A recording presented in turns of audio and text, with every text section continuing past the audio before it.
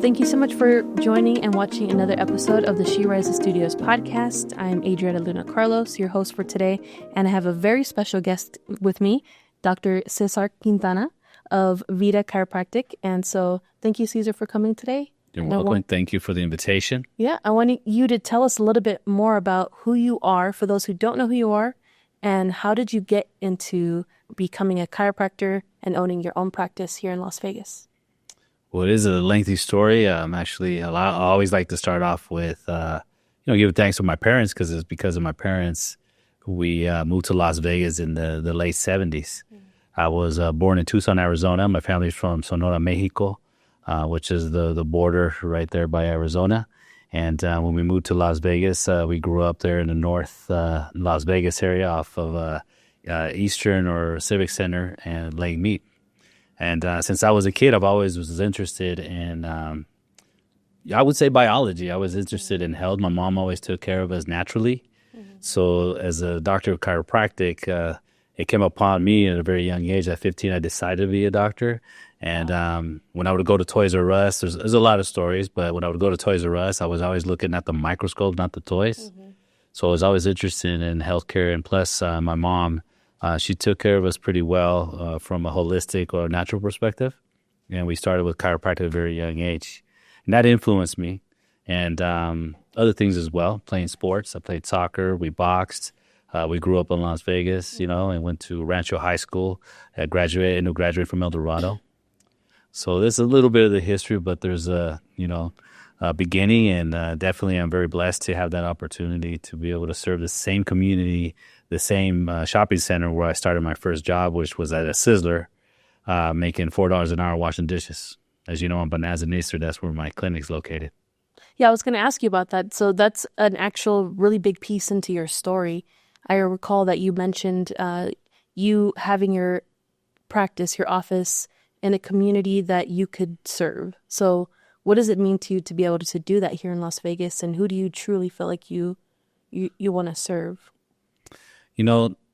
Serving started before that. And actually, when we lived on Webster and Lake Mead, my parents, we managed these four buildings, apartment complex. They had 4 buildings there. And me and my brother at 5 years old, we were cutting grass. We were already, helping others. I saw my mom, my dad help a lot of people in the apartments, would bring them in, give them opportunities. We had a lot of Mexicanos come from Mexico, and they would live in apartments there. And then from there, they would go work in construction companies, they're laborers, or also just the diversity of people that live there. I started serving at that age. When it was about 5, 6 years old, I remember, it's helping my mom. We would go around town, just getting clothes or food and bringing it back. So I learned from that. And then, as far as Bonanza and Easter and Vida Chiropractic, at 15, I started working at a Sizzler, me and my brother Louis. And I used to throw the trash away. And at that age, I decided to be a chiropractor. And I remember looking across the parking lot where my location's at. I never thought about, this is my clinic, But I did have visions as a kid in a white doctor's jacket, just visualizing myself.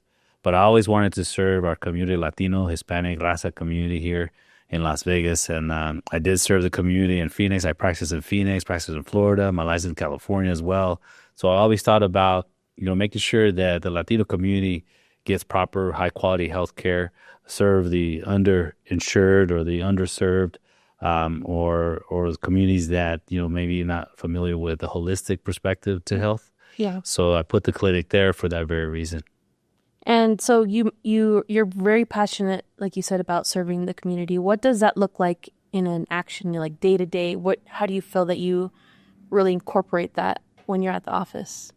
Well, I would say the next perspective to that, and that's a good question, because I also worked in 5 casinos in hospitality. I worked in fine dining restaurants, coffee shops, buffets, in the casinos, and that taught me, being from Las Vegas, we're the best in the world when it comes to hospitality, and that's how I learned about serving as well, because I always thought about abuelita, right, grandma, when she comes in, and I always wanted to make sure that our people, in a sense, got high quality 5-star, 5-diamond service. So I teach my staff. I always talk to them. I say, hey, make sure you give that kind of service, because you don't know who's coming in. Exactly. So that's the perspective that helped me being able to, eat some of the best foods in Las Vegas. And to this day, I do like fine dining. And I think it's valuable for people because some people, I'll take people sometimes with me that have never had that experience so they can have that experience. So we can basically, encourage maybe even the young kids sometimes that maybe not get that opportunity, but I'll give them an opportunity to experience that experience. So I'll apply that to my office. And do you actually ever have any patients who are children, or are they all adults? Yes, I take care of infants all the way to, 90s. So it's a family practice. When it comes to adjustments, basically, everybody's different. You don't adjust the same way an adult as you do a child. Obviously, you got to be gentle, specific, and also an elderly individual who may have issues with osteoporosis. You got to be very specific with that as well. So the way I was taught, I travel all over the country to learn the type of system I use, the Gonstead system of chiropractic, which is a biomechanically sound system. It's very specific. And then we also talk a lot about, or I should say you talk a lot about healing and what, like the different types. So you talk about mindset, body, and movement and how they're connected. So can you explain a little bit more of what that means for someone that might be hearing that for the first time? Well, I usually go by 4 things in the office when it comes to your health. I look at the physical, right? So in the physical, are you stretching? Are you doing self-care?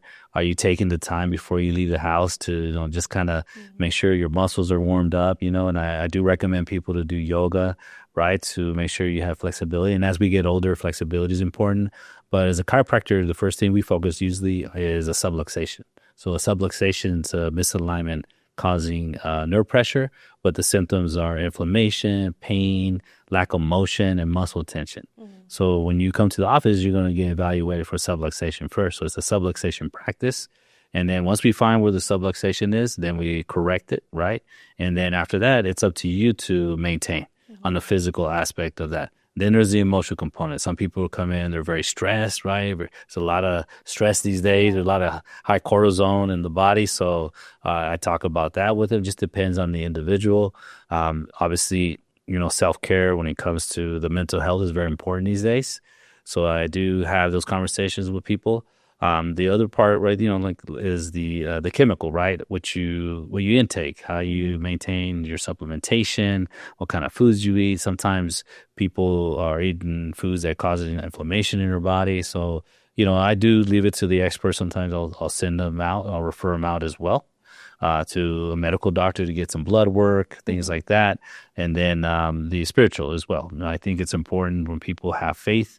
It does help with your health as well overall.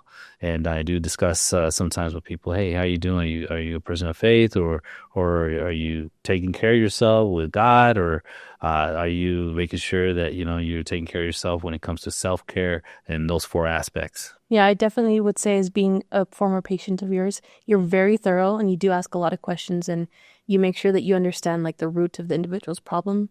I would say that you're really good at figuring out what that is, because maybe some people aren't so forthcoming, or maybe they don't even know sometimes. Yes. And you're kind of like the detective in that sense, right? Absolutely. You're figuring it out. You're walking through, you're asking them the important questions. So that must be kind of fun too. I mean, do you kind of feel like being a detective is that part of your job in a way? Yes, being objective, right? Being a doctor is, it's a teacher, so you're there to teach as well, but being objective and just paying attention to how the patient moves obviously is important when you see them walk in. But at the same time, some people, working in the industry, casino industry, there's a lot of stress depending where they work at. Sometimes they work inside the casino. Sometimes they work housekeeping. Sometimes they have a stressful life at home.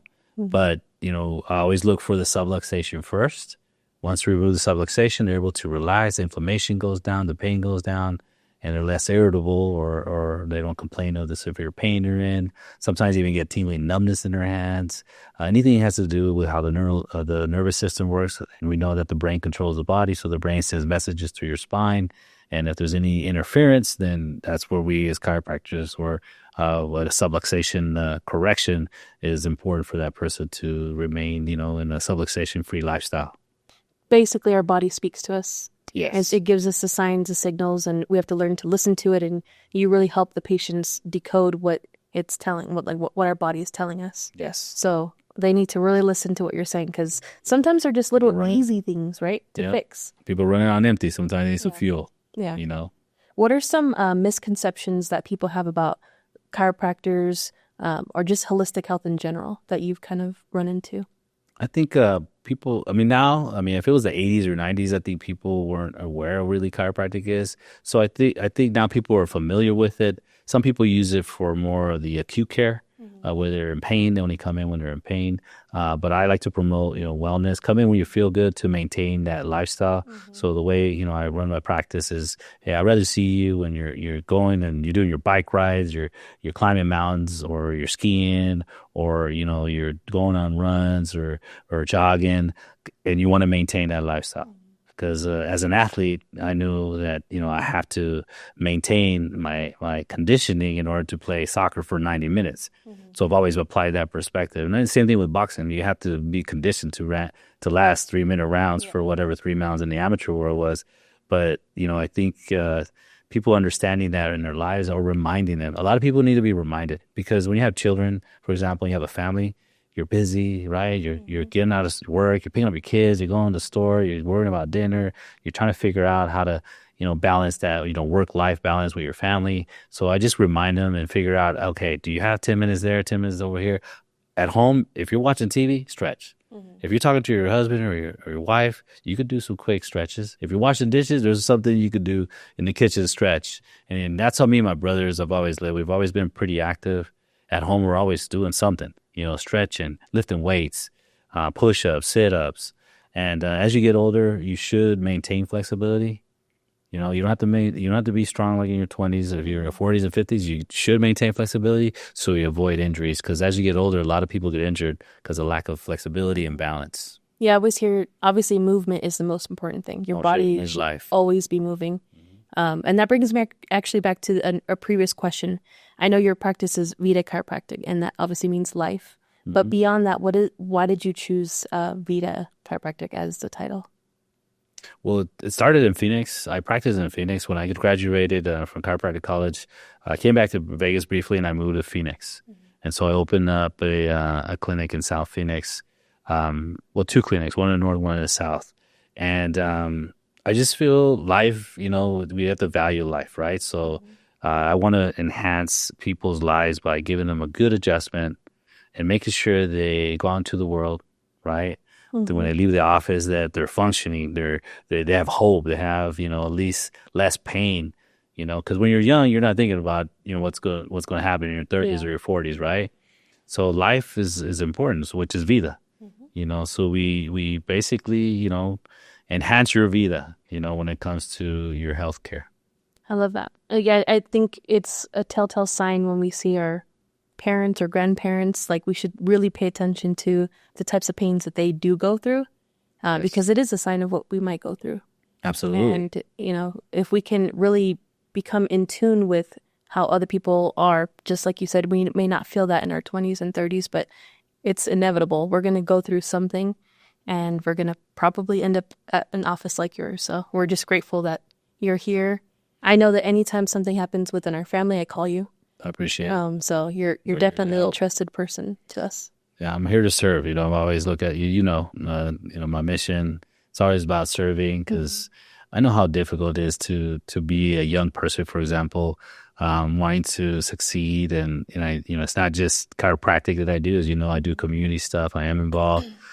Because I think it's our responsibility as professionals. When a kid comes in and looks up to you, you should be able to express, "Hey, man, how's it going? You doing okay? Are you doing your homework? Or are you paying attention?" Those kind of reminders. I think is key. Not only just talking about the healthcare, but when it comes to a community, you gotta how you say coalesce together. You gotta work together. You gotta synchronize the office, the clinic, or your facility with the people. And that way they feel it's part of them as well. And that's how my clinic's been established. As you know, I have art. I was just about to say that. Yeah, so. You're very big in art. And tell us about the type of art that you're into. Well, I do like a lot of the Chicano fine art when it comes to the history of the Chicano movement. So I do have art pieces from my good friend that I met in Phoenix when I was practicing there, El Moises. he influenced me in the quality of the Chicano art and also understanding what the Chicano movement was. So we have very deep conversations and understanding. During the 60s and 70s, during the civil rights movements, there was a lot of beautiful people that were there to help La Raza. So obviously in California, Colorado, Arizona, Texas, New Mexico. So I'm an advocate for just showing people that we're human beings. We're here to do the same things as everybody else. We want to make sure we provide for our family. We want to make sure our kids go to college. We want to make sure our cars are paid for. And as you know, in the Latino culture, familia is the first thing you have to think about. When you wake up in the morning, besides God, your familia is very important. Definitely. I would definitely say that your office feels very homey in that sense. Obviously very professional, but it just feels like you created this space in a way that makes people feel comfortable. Yes. And they can kind of let their guards down, which is very important into when you're going to get treatment. Because if you're coming in really tense, it's going to be harder for, I don't know if it's harder for you, but it's definitely probably harder for the patient because they're going through pain. I have live plants there too. So it is, like I said, I love nature too. Name them. So, right, they have some names on there, but also just contrast, right? So I think contrast is very important in life. So you're outside and all of a sudden you see something different and it hits you. It's like a work of art, right? When you look at a painting in a museum, right, or an art gallery, and when you see like a Frida Kahlo, for example, for your first time, and you see it all over in the magazine and you see it in person, that's a whole different experience. Yeah. Right. So that's why I'd have the art and also some of the traditional Mexican, Oaxacan stuff, art I have in the office too. And then, I have a support for local artists too. I have allow them to put them on the walls too. I have this nice little hallway of local artists as well. A little mural in there as well. And then outside we have some murals, lots of art. Yes. I would definitely say art is the way. It's a chiropractic office first and then art. Little flavor. Exactly. Little gallery after that. So let's play a little myths versus facts. So chiropractors only treat back pain. Myth or fact? I'll say myth. I mean, we treat, extremities, right? Alignment obviously is important for us because you're dealing with gravity. We are earth beings, you could say, right? Like living on earth. So your ankle can misalign, your wrist can misalign. So not all do extremities. It just depends on the type of chiropractic you're practicing. So as a professional, when treating patients, I also look at it from an athletic perspective because I did play sports, right? So I look at knees, ankles, wrists, shoulders. So I do those as well, not just their spine. Everything. And bad attitudes, we adjust. Adjustments are dangerous or painful. Myth or fact? Well, you have to know your patient. You need, like I said, you got a 94-year-old abuelita come in with scoliosis and osteopenia or osteoporosis. You got to be very specific and very gentle as well. So knowing as a professional, being a primary provider, you have to know, some of the important things before you adjust somebody when they come with some health issues that are not related to chiropractic in a sense, but maybe they haven't been diagnosed. So I think as a primary provider, I take pride in that too. I make sure that this patient is a qualified chiropractic patient. Sometimes I have to refer them out to a specialist as well. Kids or pregnant women shouldn't get adjusted. Myth or fact? I think you kind of answered this one already. Myth. He's a myth. I mean, your first subluxation or misalignment can happen at the time of birth. Your child could be born cesarean. They could pull them out, and during that process, or they used to use the forceps and they'll pull them out. That can cause a subluxation.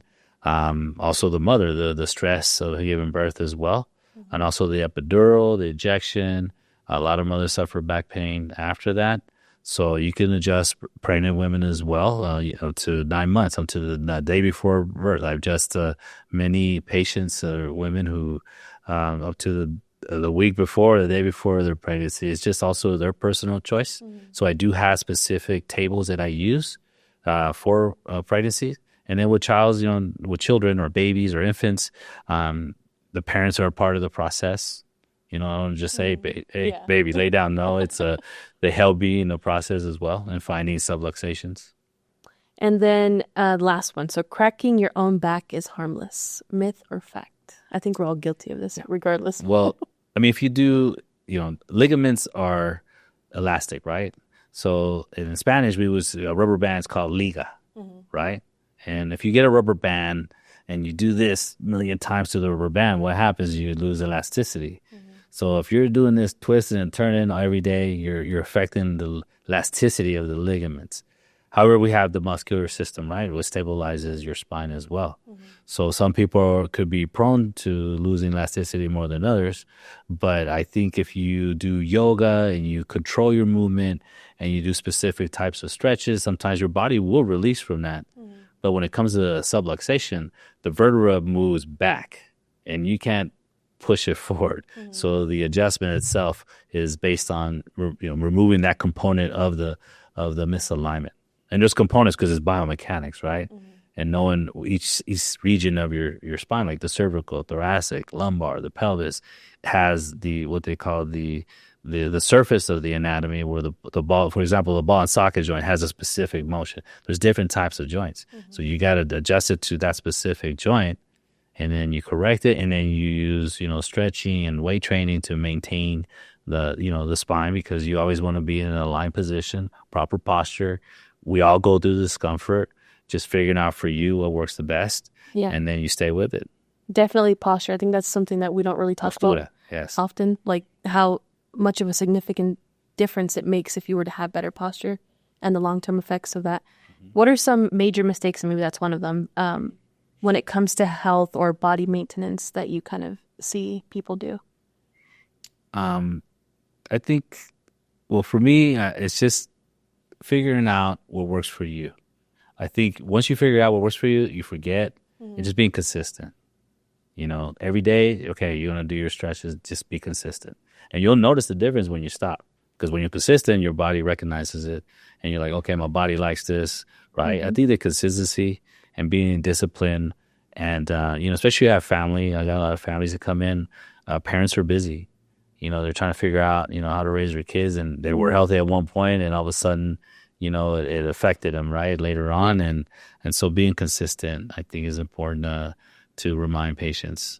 Just like the little things too, like you said, stretching every day, drinking water, no matter where you are, drinking water, going on walks. You always talk about icing and taking ibuprofen. Cryotherapy, that's a big thing. Professional athletes, right away, they do cryotherapy. If you're a soccer player professional, you're playing 90 minutes at a high level, your body is taking stress, right? So, it causes inflammation. So icing cryotherapy daily for some of you who, do construction or nursing, people who are nurses, sometimes they're doing a lot of, charting, a lot of data entry, right? A lot of computer work these days. So making sure that, your muscles are relaxed, like getting the neck and shoulder massagers and getting an ice pack. Or even on the way to work, you can put an ice pack on your low back and drive to work, and you should be fine to maintain some of the inflammation and do some stretches. But I think that's the key to maintenance, maintaining not only, just going to work, maintaining your health so you can go to work.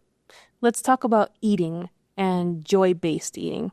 So what does that mean? How can someone start practicing basically taking joy in what they eat? Well, we've all been in a hurry. I've eaten a burrito in the car like nothing. So everybody, and that's probably one of the easiest things to eat in the car. They call them wraps. Sometimes I always say at Starbucks they call it a wrap. It's a burrito. So you get that breakfast burrito, right?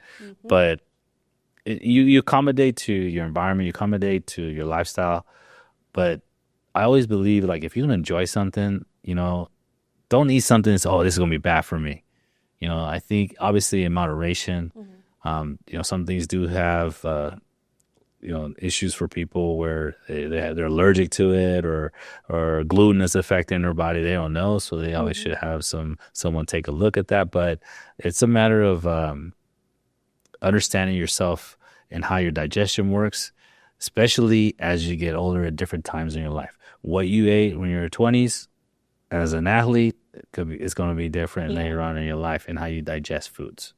Definitely can agree to that. There's a lot of factors in regards to that. So you got some what people would you say, how would that affect when you treat? Like, do you notice that food is a big aspect into how someone's feeling and how you treat them? Yes. I've had patients, I got back pain, but they don't tell me anything about their digestion. I'll adjust them, And all of a sudden, hey, I was able to, go to the bathroom. I used to suffer constipation, and I usually I'm good at getting that information, but sometimes I'm really, hold back on it. Yeah. But getting adjusted, they notice, less inflammation. They have more energy. They sleep better, and some people need more adjustments than the others. Just depends on that one individual. So that's why it's individualized care. And if you could basically have someone implement, and I'm going to say besides stretching, because I think we said that one a lot. If you can suggest one small habit that someone can really implement in their day, what would that be? You know what? An act of kindness. There you go. Give you. If you could do that and for a kid or buy an ice cream or pay for the coffee for the person behind you, that right there, I think, is an act of kindness and giving is a way to, create a positive, loving, caring environment. Because it obviously it makes you feel good, but what it does to your body too, like your actual the chemicals that are released into your body, and the human beings, the feeling of importance is important. However, that is just a natural, healthy way to live. What would you say are some supplements or foods that you really live by that are really good for the body that we can start making some changes today and just incorporate those things into our day-to-day? For me, I would say I do a lot of digestive support, right? Probiotics, anything that has to do with the upper GI, understanding if, your liver is working properly, detoxing your liver, or making sure, like aloe vera is a big thing. My mom gave us aloe vera as we were children. So aloe vera gel, right? The shots of gel I would take in the morning. Immunity shots, right? Because making sure your immune system is always sustained, and try different kinds. Sometimes you got to switch it up a little to see if your body responds better with this kind. Those immunity shots are really healthy. Just maybe when you're young, maybe you did more carbs because you played soccer and you needed more energy. As you get older, switching it up, more leafy greens, and just not eating, and also not eating late. Las Vegas is 24 hours. Yeah. Anybody at any time can call you.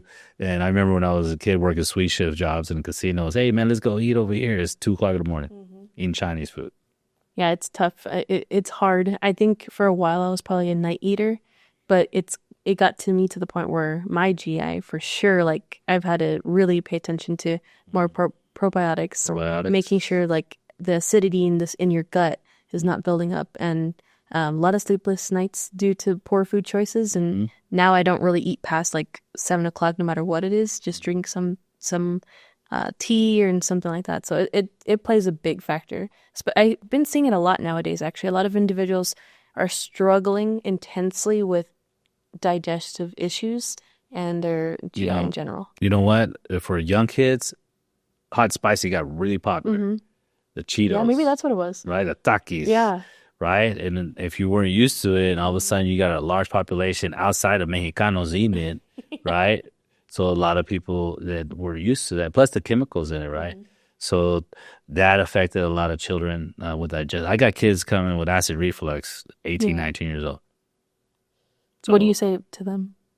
Stop eating Cheetos. Just stop eating Takis, eat more of a natural spicy, baby, But they look at me funny because, the parents are like, I told you. I was like, all right, I'm here to support, Educating the youth is very important because it's empowerment. It's the youth. You can educate youth to make sure later on it's, cost effective, right? When it comes to healthcare. But an older person, they already have habits and, you have to kind of guide them. And for me, it's respecting that they make their own decision. I can agree more because I could definitely tell you that those food habits start at a young age and they're hard to break once you're in them. But empowering yourself to make that change and that psychological switch in your mind. I'll tell you a good way how to kind of experience a food habit. Move somewhere from, let's say, if you go from the West Coast to the East Coast. When I moved to Florida, I couldn't find Mexican food. And I realized, wow, there's no Mexican food. Yeah. I had to adapt quickly. And I was actually asking patients when I practiced, hey, where's the Mexican people out here? Until this lady told me from the Dominican Republic, she's like, they're in this pueblo. And I drove there like an hour and a half. And as soon as I drove in, I saw the Mexican store. I was like, thank you, Lord. I went in there and I bought a comal, tapatio, all the Mexican stuff to make ingredients. So culturally, I think when you do something like that, it actually wakes you up a little bit, because you got to adapt quickly to the foods. Definitely. I mean, even just moving from California to Vegas, for me personally, I struggled to find my favorite foods. I still struggle to find my favorite foods. But food is such an important thing, because you want to enjoy what you eat, and you want to make sure you're not hurting your body. So the more we can talk about the best things to put in your body while making them the most delicious, like you said, moderation is key for all of it. And what is going to make you have like severe inflammation that you don't think is going to cause inflammation, because it really does. I remember reading this article about this Italian community in Pennsylvania, and nobody there in that community died of like heart disease under 50, right? They didn't have issues with heart disease. So they went in, they brought in professors, biologists, nutritionists, specialists to figure out what was going on in this community where these people didn't have these issues with heart disease. So what they figured out actually was kind of interesting. One is that it wasn't just the food, obviously Mediterranean diet, right? They saw that in the community, the way they interacted was one of the main factors. That when they would go out into the community, neighbors would talk to each other, right? In Spanish, we say deshogar when it comes to like when you want to get something off your chest, right? So sometimes being in a community, you might be walking to the store, like in Mexico, you go to the market to buy your stuff or the bread, the tortillas, right? And on your way there, you run into somebody. And then all of a sudden your mom said, hey, come back in 10 minutes. We're about to eat lunch. Go get those fresh tortillas and come back. You don't come back till an hour later because you ran into your friend. You start talking about life. Yeah, I haven't seen you in a while. So that kind of interaction. And they saw that each household had 3 generations, grandparents, parents, and the kids. So I think human interaction is a very important part of sustaining a community and their health as well. Yeah, I would say COVID was a big indicator of that, because everybody really started to, of course we had to be isolated, but what it caused in a sense of like our mental health, it still shows to today. Yeah. I mean, everybody at first was at the dinner table. I was like, wow, we're at the dinner table again. And then after, because of technology at the same time, I saw, just real quick, I know there's a lot of talk, we could talk about the pandemic all day, but I saw a lot of mothers with like 3, 4 kids trying to figure out, especially the Mexican community, trying to figure out, they spoke some English, but I was helping them to set up their computers in their kitchens, because the kids, so it was a lot of stress for them trying to figure out, you got a kid, who's 5 years old, started school, they had those issues. And another big issue, there was over 15,000 kids, I think, talking to some of my community friends that never went back to, and that's another topic, never went back to school. So the pandemic affected a lot of people. So for me, health, and that's part of community, that's part of our healthy community perspective. So yeah, I was going to say, you're not just a doctor, you're really a community builder. Amen. I would say so. And what do you want your legacy to be here in Vegas? There's a Cesar's Palace on Las Vegas Boulevard that I've been thinking about for a while, right? I am entrepreneurial in the spirit. I do have some projects, right, that are community-based, that are bigger than Vida Chiropractic. So I want to be able to provide a space, or I'm going to provide a space for young entrepreneurs, health and community centers. That's another big thing, is that, I'm going to do a community health center that I've been dreaming about for a long time, where I'm going to be able to provide all these things, but also with that loving energy. And just to know that you have self-worth. I think my legacy would just leave something where people have self-worth, that you're worthy and you have an opportunity. Because building a business from zero, even when you graduate from school, you got debt and you got all these things a lot of kids worry about. But when you have, a vision, and you have some every day when you wake up and you say to yourself, like, there's something I got to do, right? So I want to be able to leave a nice legacy, not only for my family. I have a son, a wife that they're taking care of. Or obviously, legacies are 3, 4, 5 generations. Obviously, it's important to have financial stability as part of the process, but a sense of worth and value that we're important. Exactly. I couldn't agree more. It's important to be able to share that and like that message be portrayed in what you are leaving behind. So like I mentioned earlier, when I go into your office, I get a sense of who you are and what you believe in and what you practice. And so it comes across as that very genuine, hospitable, caring, and like getting down to the root of the problem. That's what I sense a lot. Yeah, there's a big quote that Robert Kennedy would say it, right? Um, some things, some men see things as they are and ask why. I dream of things that never were and ask why not, I love that quote. right? Yeah. So, that was something that was always in my back of my head all the time, like, because I have my trials and tribulations. I've had literally the adults trying to stop me in my growth, and I look back and I'm like, okay, I was happy enough to be able to stand up for myself. And that's the thing. Some people aren't able to, right? And so that really bothers me sometimes when I see that we need leadership. We need people that are able to, put themselves in that position of leadership and be able to serve the community. Yeah. So you're, like you said, you're an entrepreneur, you're a doctor, and beyond that, you touched on something that I think is kind of important to dive in a little bit deeper.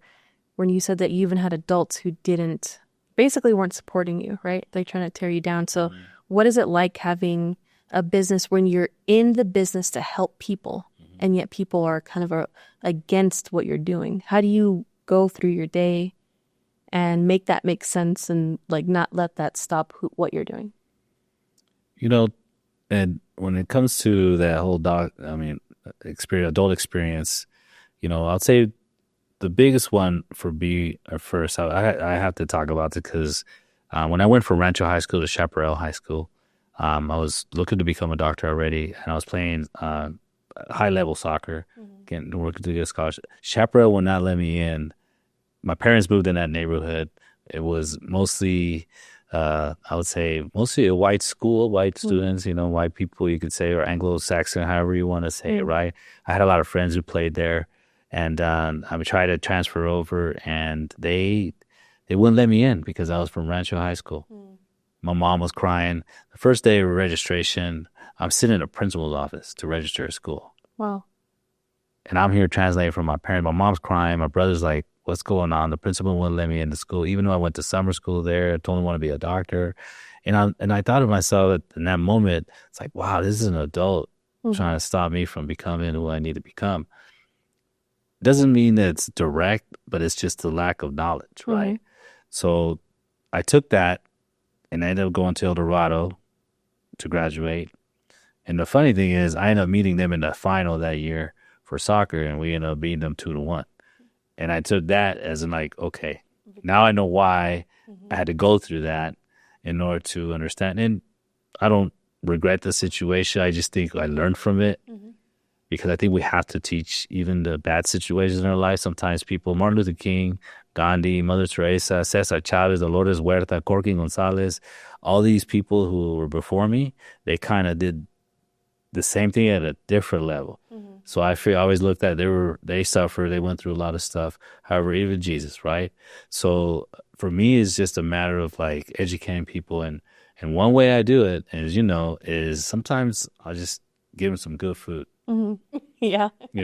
Good food, good wine. Let's break bread here, and then we could go forward with this. Forgiveness is important as well. That's an important part of health too. How to forgive. That time I had to forgive, but that kind of gave me an opportunity to see the world how I could be, and it just launched me forward into me becoming a doctor. Though you're a good soul. You have a good soul.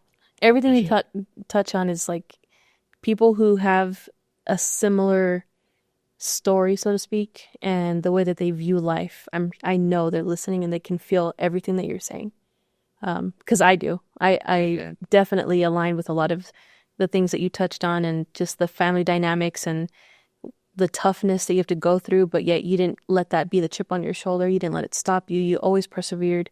You made sure that you weren't going to let, anything that was trying to stop you grow resentment and therefore like a negative mindset and, put on others. I've never seen you in a bad mood, ever.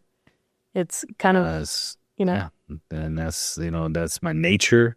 But, yes, I'm a human being. I go through my stuff. I do a lot of introspection. I'm always hiking by myself, going into the mountains. That's another big thing people don't know about me.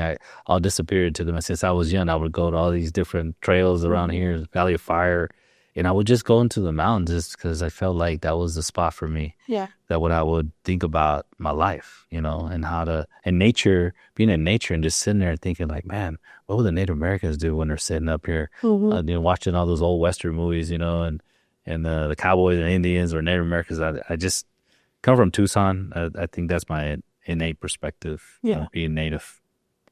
And my final question for you. So what's next for you and Vida Chiropractic,